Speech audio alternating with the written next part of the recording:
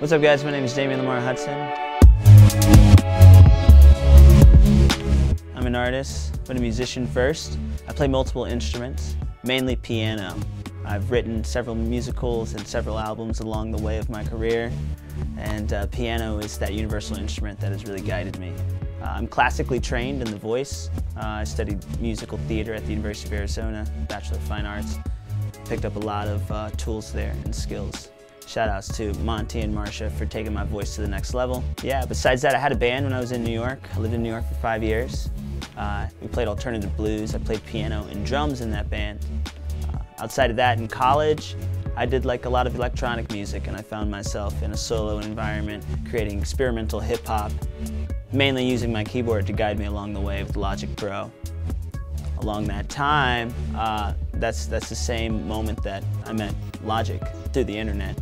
And as you may know, we started on a mixtape project that never happened, but we're here now, so that's the beautiful thing about it. Big influences for me: Duke Ellington, Thelonious Monk. Jazz is a huge influence in my music and my creative process and my intellectual process. And Duke Ellington, I think, has created some of the most timeless music, ever. Other influences from like today, I really like Frank Ocean. I really love Toro y Moi. I really like good music. I don't limit myself to genres. If it's a good song, I'm with it, First and foremost, I make music for myself. Music is therapy for me, it always has been. That's what really drove me to the piano. I think initially when I got the piano, it's kind of like a chore thing. When a kid gets an instrument, somebody throws an instrument on them and it's like, oh, do this, and they kind of look at it as like, you know what, I don't want to do this anymore. This is like a chore. This is like a habit that I don't want to get into. And then I realized the power of music and the power of emotion on the piano and how I could really find myself just sitting at the keyboard, singing songs in my room alone, and it really helped me process a lot of things. That's the power of music. So first and foremost, I make music for myself, and I have been doing it for a long time. My ultimate goal is to, play as much music as possible until I die. I want to make music for the rest of my life, and I think with music, we really can achieve the power of love. I think with music and love, we can accomplish anything. We can look at hate and the moments of war, and on some dark day, in some crazy way, music can overpower that, and that's why music is so important to me. I think that's why music is so important to the world. Imagine a world without music. So my ultimate goal is to make music until I die. I never want to stop making music. It's everything to me. Logic told me initially he wanted to sign me at Barclays Center last year in July.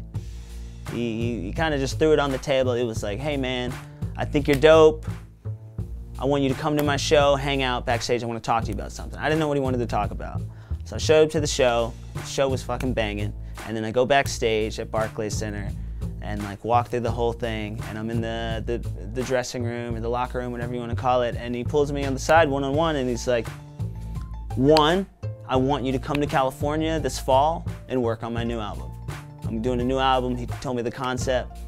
I was like, that's dope, I'm in, sign me up. And then he was like, at the same time, I'm starting a new label, and there's a couple artists that I want on my label, and I want you to be one of them. And I was like, wow, that's amazing. And I think in that moment, it was just this big sense of wonder and mystery, and I was very much excited. I felt like he was as real as he always said he was, because he told me a long time ago, in a way, he would come back and get me. He told me he would executive produce one of my albums a long time ago. I'm talking like 6 or 7 years ago. He said that, and he kept his word. So in that moment, I could feel how real he was, and he really is real all the time. Like that's a real fucking motto, and he really lives by that. That's not bullshit.